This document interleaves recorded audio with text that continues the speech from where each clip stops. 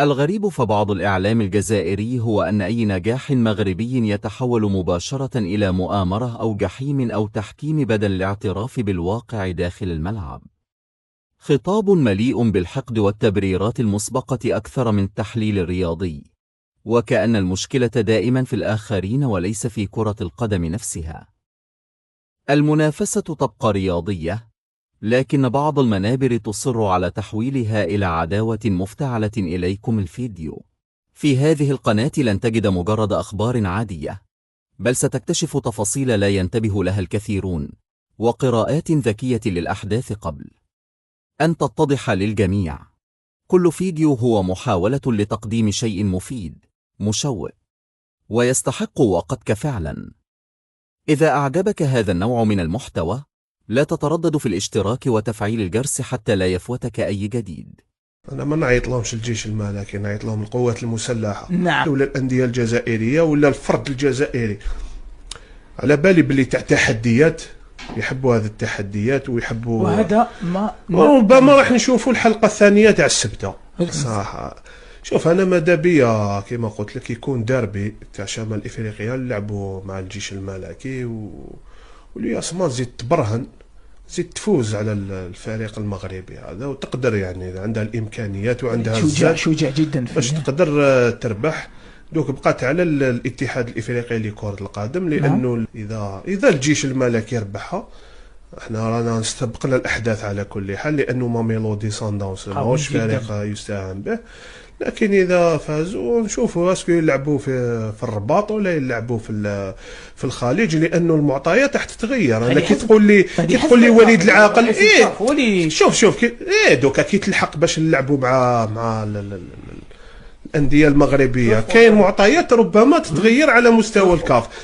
أنا دوكا ما نقدرش نستبق الأحداث، نقول لك لازم نعرف أين يعني تجرى المباراة هذه باش نقدر أنا نعطيك الحظوظ تاع اتحاد الجزائر. لأنه لو لعبنا نلعبوه في قارة أخرى ولا في بلاد أخرى، اتحاد الجزائر عندها حظوظ كبيرة باش تقدر تتغلب على الفريق هذا إذا هو طلع أيضا ولا فاز بالشامبيونز ليغ. لكن إذا لعبنا في المروك حنا شفنا واش صرا في ماتش أسافي ياك.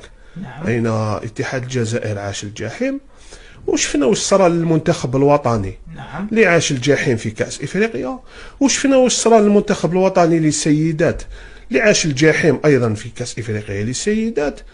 ورانا نشوفوا المنتخب الوطني يديسات هذا لا يلعب في لي تيران تاع لي زونطرينمون.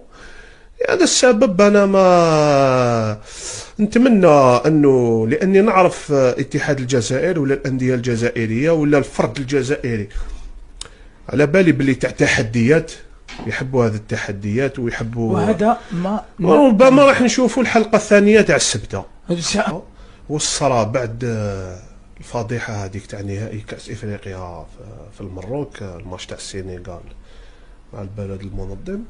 كان عنده الصادة تاعو، لأنه كما على بالنا أنا هنا قلت لكم كان هناك اجتماع عاجل وكان فيه رئيس الاتحاد الجزائري لكرة القدم وليد صادي، وين تكلموا كثير على الكوارث هذه التحكيميه اللي راهي تصرا، واللي كان ضحيتها ايضا المنتخب الوطني في الماتش تاع نيجيريا. نعم. وكامل على بالنا وشفناها. نعم.